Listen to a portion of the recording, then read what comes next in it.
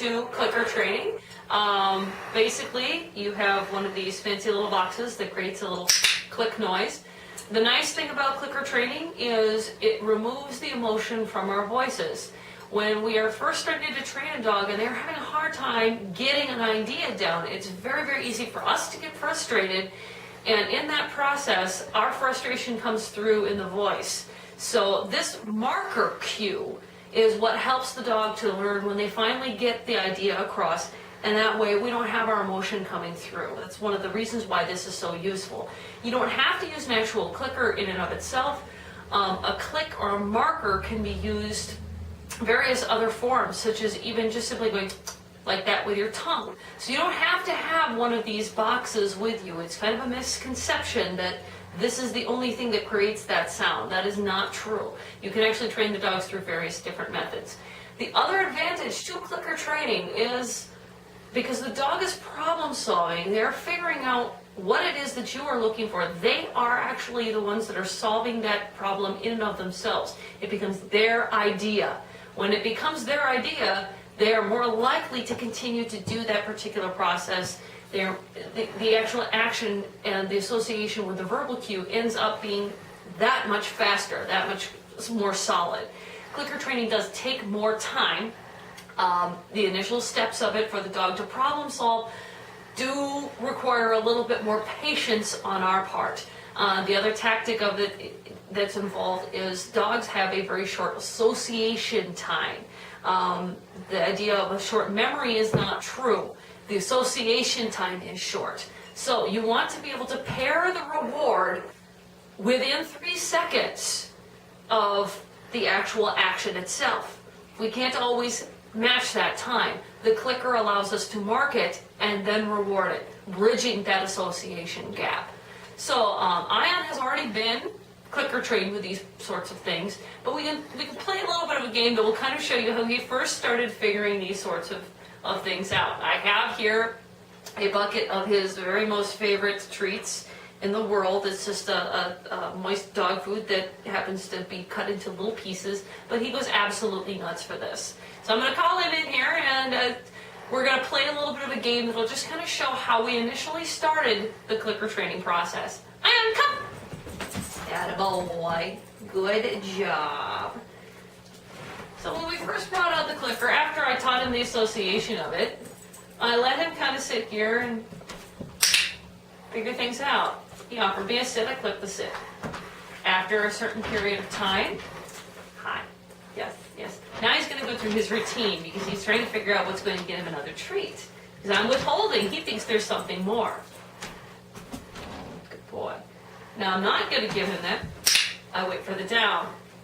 When he gave me the down, that's when I gave him the click and the reward. Good boy. So now he knows what position I am watching for. I wait for him to offer me that. This is not a remote click to make the dog do the trick. It is marking the behavior when he gives it to me. The other benefit of this is that I can actually back up, and when he offers me the down from a far position, I can actually mark that at that particular point in time. You can keep building behaviors beyond the initial downs and such. Now, after he has offered me this position like 10 or so times, and he's figured it out, and I'm not asking for any more different positions, I will actually ask for down and pair the name with it. Down. Attaboy. Good job. Now, the other game that we can play is a game called Puppy Push-Ups, which increases response time, makes the cues a little bit on the prompter, and makes sure that he understands what these different positions actually are. Sit. Sit. Good boy. Now that was not a prompt response, so he's not going to get it right away. Sit. Down. Sit. Again, not being real prompt. There we are. Down. Sit. Only when his response is prompt does he get the reward. And not when he offers me the behavior when I'm not asking for it. Good boy. Now sit.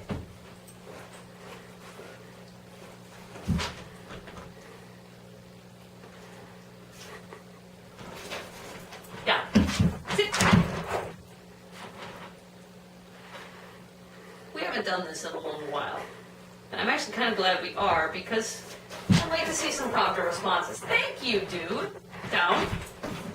Sit. Down. Sit. Down. Down. Thank you. Sit.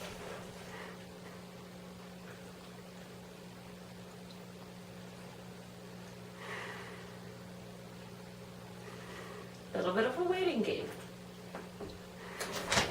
Thank you. Sit. Down. Sit. There it is. That's the actual repetition that I'm looking for and the speed that I want. That's when he gets his reward. Now, once he's gotten that down, when you start adding in stand, which was taught entirely in a different circumstance, we've got down, sit, stand, attaboy, good job. One of the things that we have to resist in this type of training is to chat with the dogs. To sit there and be like, come on, do it, please. Well, come is a different command. Come means come to me.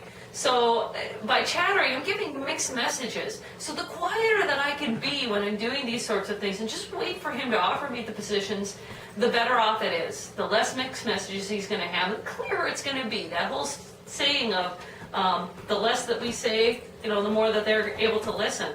Body language also says things. If I'm giving visual cues, everything has to be really, really firm and not wiggle around. Right now, he's misunderstood that to be a stand. That's not his stand cue. So I'm going to re-give the sit.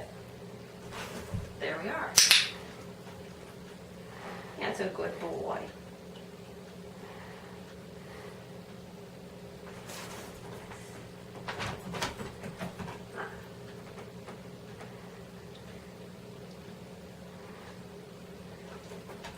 There it is, good boy.